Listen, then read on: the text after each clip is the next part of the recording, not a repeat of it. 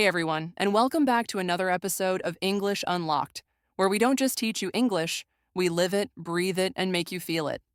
I'm Lena, your co-host today, and oh boy, do we have a story to share with you. And I'm Oliver, joining you from the heart of London, where our story starts, but definitely doesn't end. If you've ever been lost in a foreign country, confused by signs, overwhelmed by accents, or embarrassed because you misunderstood a simple joke, well, today is for you. This episode is called Lost in London, not just because we literally got lost, but because we realized how important real English, everyday English, street English really is. You'll learn some new vocabulary, super useful phrases, and you might even laugh a little. Or cry, or both. Either way, you'll definitely learn. So let's set the scene. I landed at Heathrow Airport after an overnight flight from New York. My brain was fried, my eyes were dry, and I just wanted coffee. But here's where the trouble began. The plane ride was long, loud, and sleepless. I had a crying baby 2 rows behind me and a snoring passenger right next to me. I couldn't focus. My head felt like it was wrapped in cotton. When I finally got off the plane, the airport felt like a blur. People were rushing everywhere. The announcements were nonstop, and I was just trying to stay upright.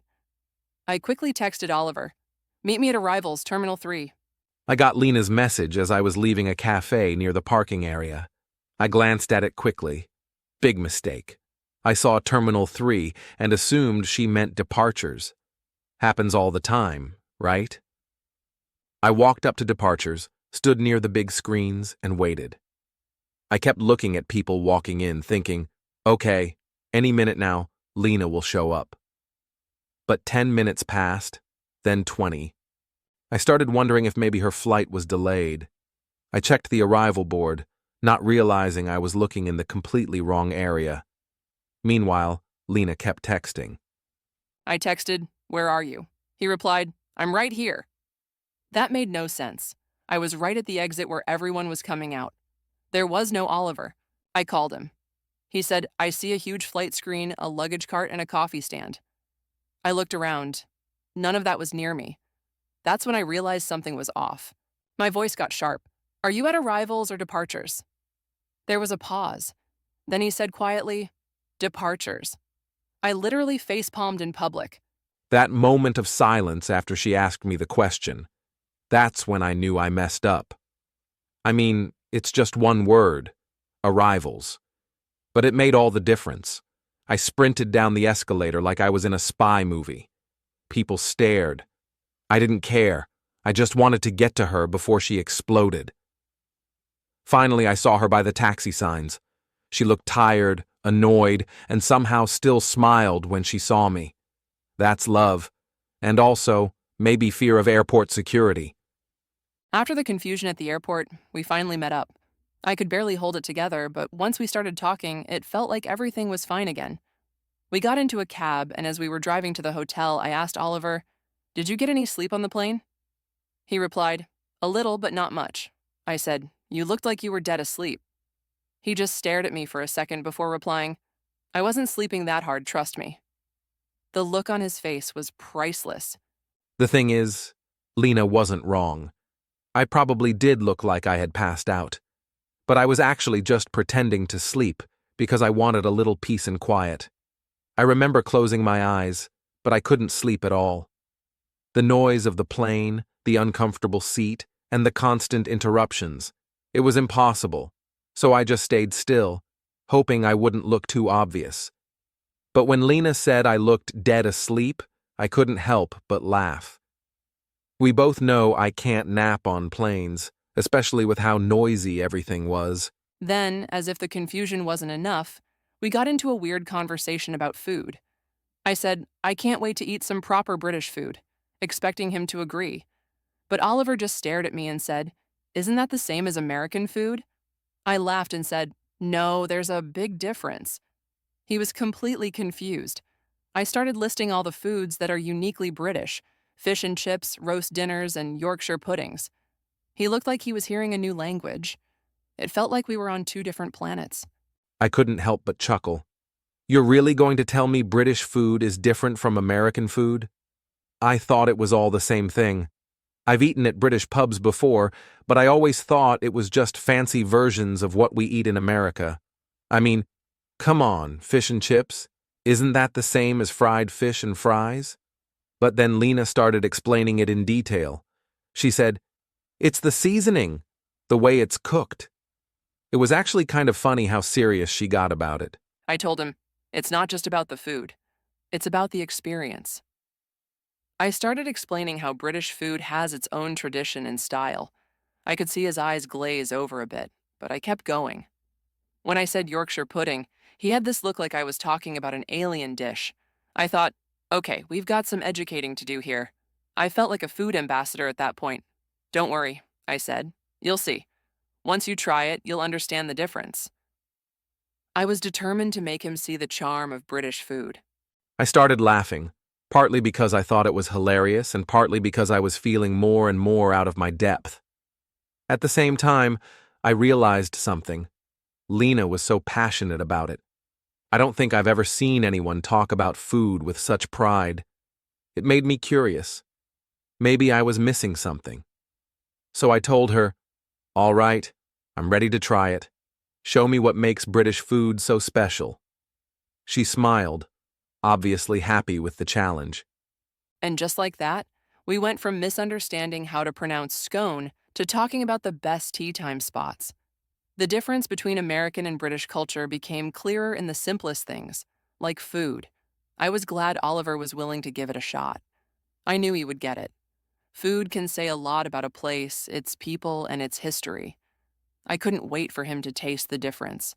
After the whole food debate, we made it to the hotel and decided to take a walk around. It was a typical British afternoon, cloudy, a bit chilly, and slightly drizzly, but I was determined to show Oliver the charm of London, rain or shine. As we walked, I pointed out the famous double-decker buses, the red phone booths, and the beautiful old buildings. These things are all so iconic, I said. Oliver, on the other hand, was looking around like he was in a movie. I'm not sure if I've ever seen a place so old. He looked both excited and a little overwhelmed. I didn't mean to sound rude, but everything looked so different. The buildings, the streets, the way people walked. It all felt like I had stepped into a time machine. I mean, where were the tall skyscrapers, the modern designs? Everything was quaint. I was amazed, but also a bit confused by how traditional it all seemed. "So, what's the deal with all the old stuff?" I asked Lena. "Why does everything look so vintage?" I laughed at his question. It's history, Oliver. London is full of history. It's not just about modern buildings. This city has evolved over centuries. You're seeing the roots of everything. I pointed to the Tower of London, explaining how it was over 1,000 years old. He didn't seem convinced. He kept looking at the modern shops nearby and shaking his head. Trust me, I said, there's beauty in all this history. It's what makes London, well, London. But Oliver still looked like he was trying to process everything. I wasn't quite sure if I understood. I mean, the buildings were cool, but they didn't seem useful in the modern sense. I asked Lena, "Isn't all this old stuff just kind of in the way? Shouldn't they just tear it down and build something new?" I could tell that question caught her off guard. She stared at me like I had just suggested something insane. Are you serious? Lena said, looking horrified. This is history. You can't just tear it down. These places are part of what makes this city special. She then went into a mini history lesson, explaining how London's identity was built over centuries, from the Roman times all the way to the modern day. I started to feel guilty for not appreciating the old buildings as much as I should. You see, Oliver, she continued, history gives us perspective. It helps us understand where we came from. London's history is alive, and it tells the story of everyone who's been here. At that moment, I started to get it. It wasn't just about buildings. It was about the stories they carried. The old streets weren't in the way. They were part of something bigger. I felt a little embarrassed. I hadn't realized how important all of this was to the people who lived here, to the culture. I looked at Lena and said, "Okay, I get it. History is important. I'll try to see the beauty in it." Thank you, I said, feeling relieved.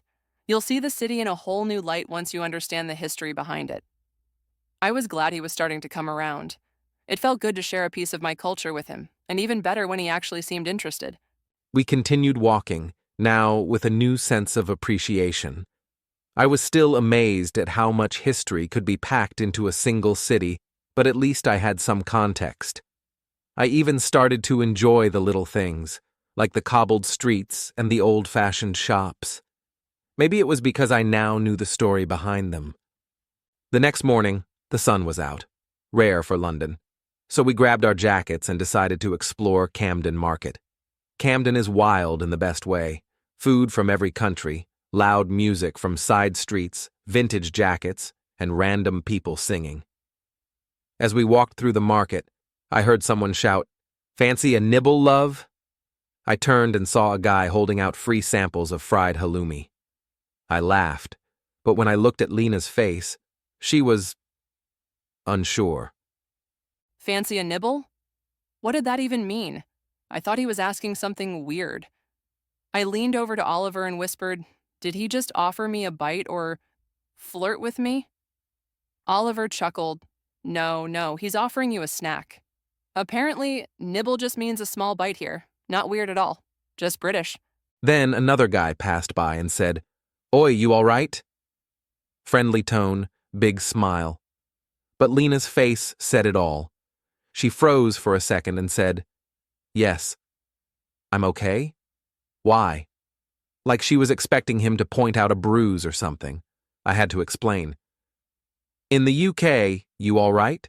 is just like saying, "Hey, how are you?" It doesn't mean he thinks something's wrong. That was a surprise. In the US, if someone says, "Are you all right?" it usually means they think you've fallen or look unwell.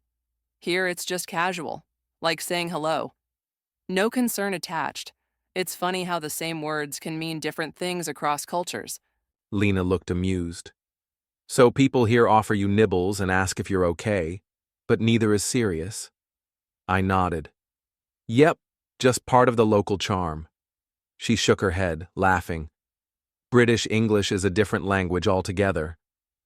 A few minutes later, a street vendor waved at us and shouted, "Oi mates, got the best falafel in North London."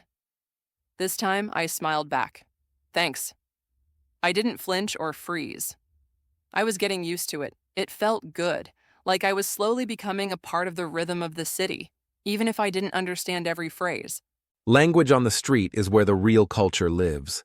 It's fast, raw, and full of personality. You don't learn it in a textbook.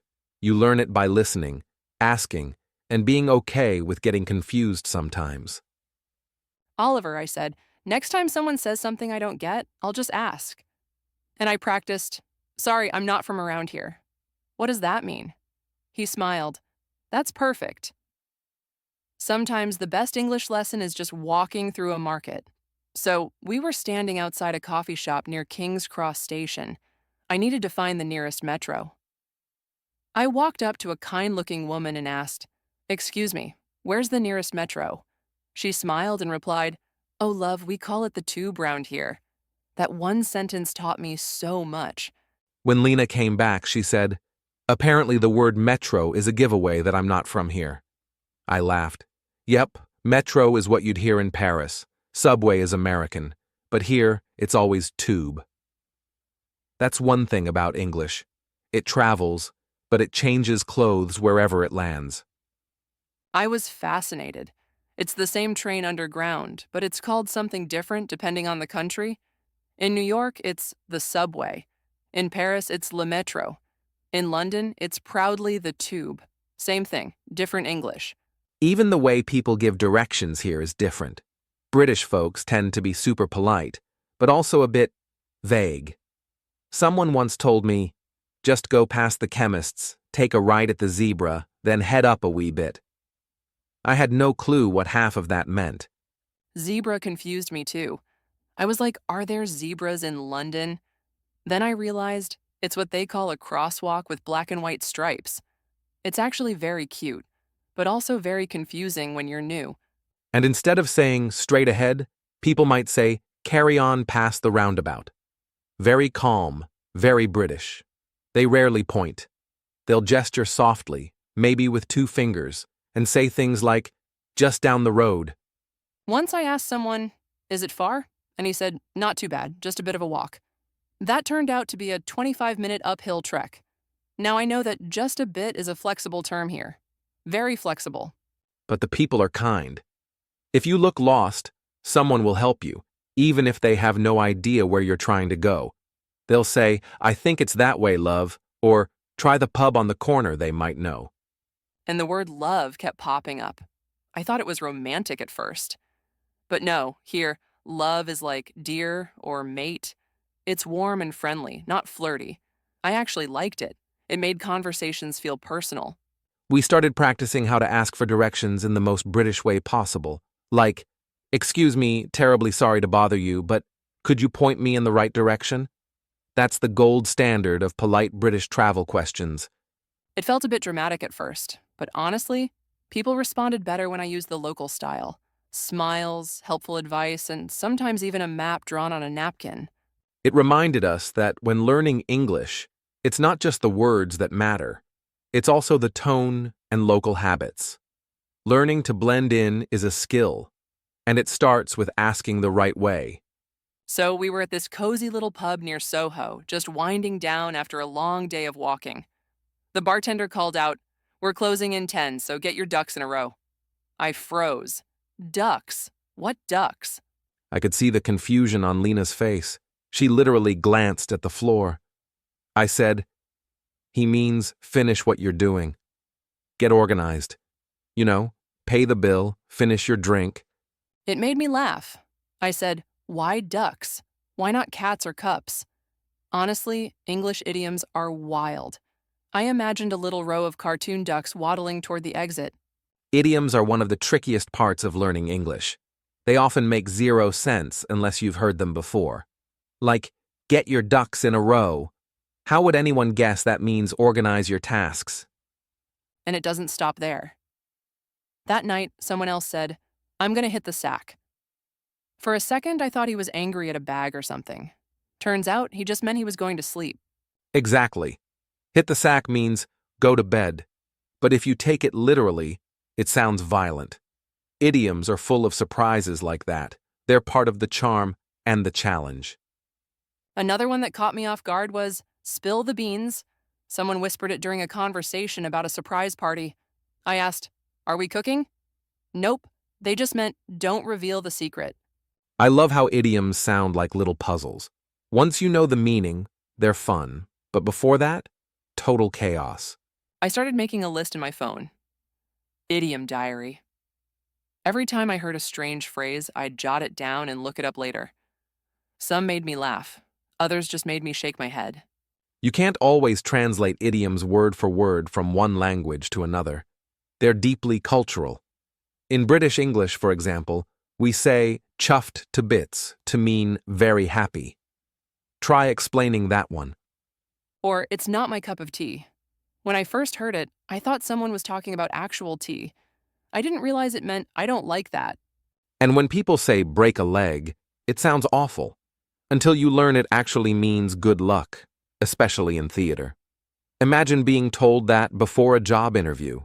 Idioms are like secret codes. Locals use them without thinking. Learners feel like they're missing the joke. But once you start picking them up, you feel in the club. My tip? Don't be afraid to ask. Just say, sorry, I'm not familiar with that idiom. Could you explain it? Most people are happy to help, and you usually get a good story out of it. Yeah, and when you use one correctly, it feels like a small victory. The first time I casually said, "I'm going to hit the sack," someone smiled and said, "You're becoming British already." British humor is unique. It's dry, subtle, and full of sarcasm. A non-native listener can easily miss the joke or take it too seriously. For example, when someone says, well, that went swimmingly, they might actually mean everything went horribly wrong. I've totally been there. Once someone dropped their sandwich on the floor and said, "Perfect, just how I like it." I thought they meant it. I nodded and said, "Oh, lucky you." Exactly. That's classic British sarcasm. It's like saying the opposite of what you mean with a straight face, and if you don't catch the tone, you'll be left confused, or worse, awkward. I once laughed at someone who was actually being serious, and then stayed serious when they were joking. Total disaster. It made me feel like I didn't understand English at all. It's not your fault. Tone carries meaning. But British tone, it's like a secret language in itself. And let's not forget the deadpan face. No smile, no chuckle. Just a straight delivery that leaves you wondering, are they joking or just cold? Sometimes even we Brits aren't sure. Sarcasm is layered. It depends on context, facial expression, even timing. Like when someone says, "Well, wasn't that fun?" after standing in the rain for 2 hours.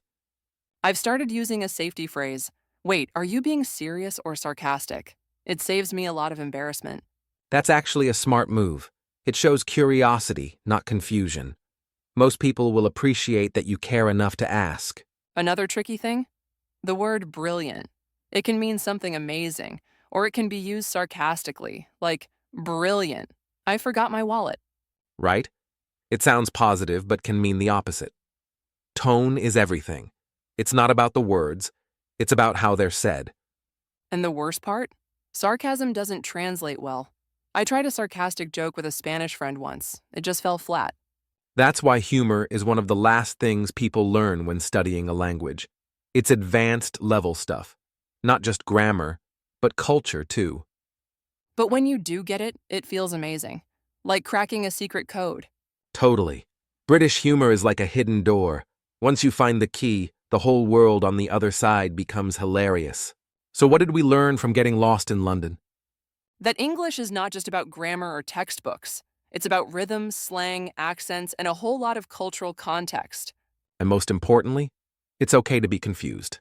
Confusion is the beginning of understanding. So next time you feel lost, whether in a city or in a sentence, just breathe. Ask again, smile, and keep learning. You're not alone. We've all been there, and we're here to help. Thanks for joining us on this chaotic, hilarious, vocabulary-rich journey. Until next time, keep unlocking English, one story at a time.